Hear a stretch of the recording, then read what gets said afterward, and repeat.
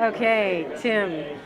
Our sons Galen and Nico had Tim as a coach, as a teacher, as a mentor, as a neighbor, and as a friend. And Tim will always be a big part of how our kids learned about baseball and about history and about life. And I want to say for Tim, go Bears! And Tim was an amazing guy, and I went to a few parties at his house, so life is good. He made me a mixtape, a mix CD for my 60th birthday, and it was in October, right before he passed, about 2 months before he passed, and it really had a lot of where he was at that time, and I'm just so grateful for him. So take care. We love you, Tim. Thank you. All right, I'm here today to talk about Mr. Moellering, a great influence in my life. He did a lot, taught me the game of baseball and football. He was a really fun dude to hang out with and conversate. You could definitely tell him a lot of things, and he never took anything to heart or personal. He was a good listener, and I loved him a lot. And I want to thank Mr. Moellering for everything he's done for me. Yo, my name is Dario Hutton. Mr. Moellering, I know him as Mr. Moellering, was and will always be my all-time favorite baseball coach. You made the game fun for me. You taught me a lot. You made the game fun for me and my friends. You taught us a lot without ever yelling at us, without ever, being too harsh on us. You made winning fun, you made losing fun, you made learning fun in the classroom and on the field. I always remember you for that. I miss you. And a lot of the lessons that you taught me, I'll pass on to my family, to my kids when I decide to have them. I just want to say thank you. You will forever be in my heart, in my spirit, and love you. My name is Coach Mitch Molotnik. I was the wrestling coach here at Willard. We took the league championship in '98, and Tim Moellering believed in me, I think, when nobody else would. Came up here and won 2 league championships in a row.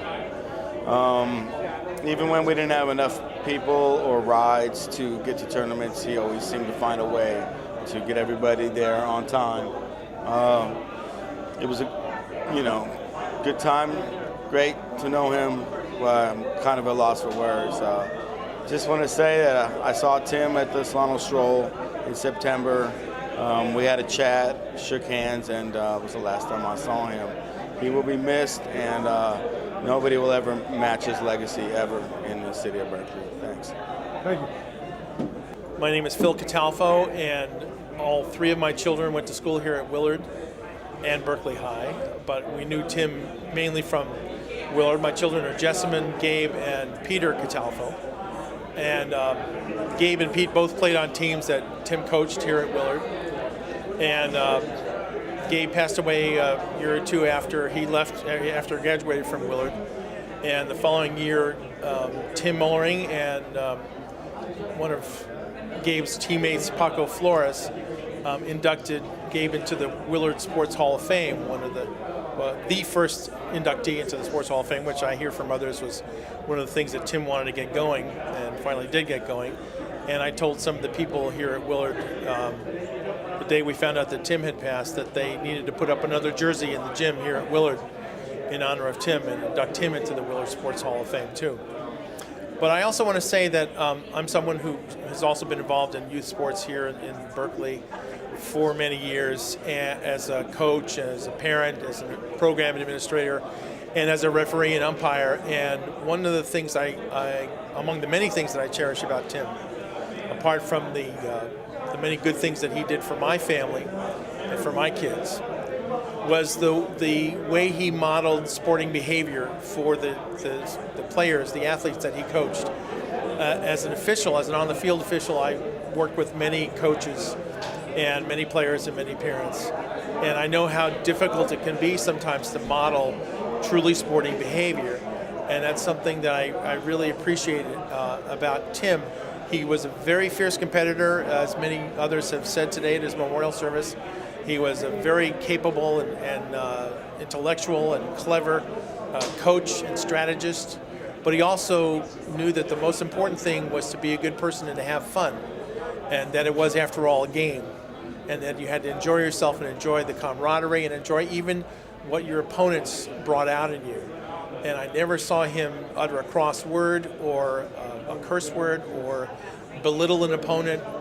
And that's something that we see too little of, I think, in sports at all levels, youth sports all the way up to professional sports.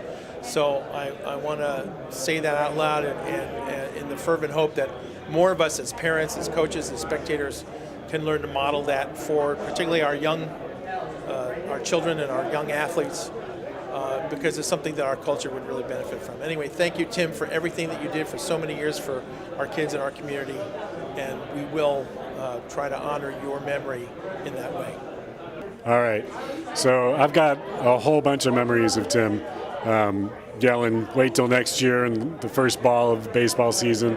But the one that sticks out the most for me is when we played on this semi-pro baseball team together.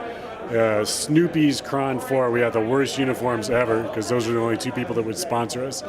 And we drove up to Fairfield or something like that for a baseball game. And we played the game, and we get in his old car. What was that, a Citroen? Looked like an old World War II ship. And we make a left turn, and we get right in the middle of the Friday night drag scene. And all these people are standing around, and we're crawling along, and everybody's just pointing at his car and making fun of him, just laughing. And Tim yells out the window, "This car is better than all the pieces of shit you guys have." And right then the car broke down, and we all had to get out in our Snoopy's Cron 4 uniforms and push the car and just hear the jeers. We just had to wear it. So one of my best memories of Tim. All right. So my name's David, and I want to share a couple of memories of Tim. And one is that in 1991, when the big Oakland Hills fire happened, I lived in Montclair, and I was evacuated. And Tim ended up taking me in for those few days until, fortunately, my place was there when the smoke cleared. And I remember me and my 2 cats in a litter box and my Fender Strat in Tim's spare room. So that's another example of Tim's generosity.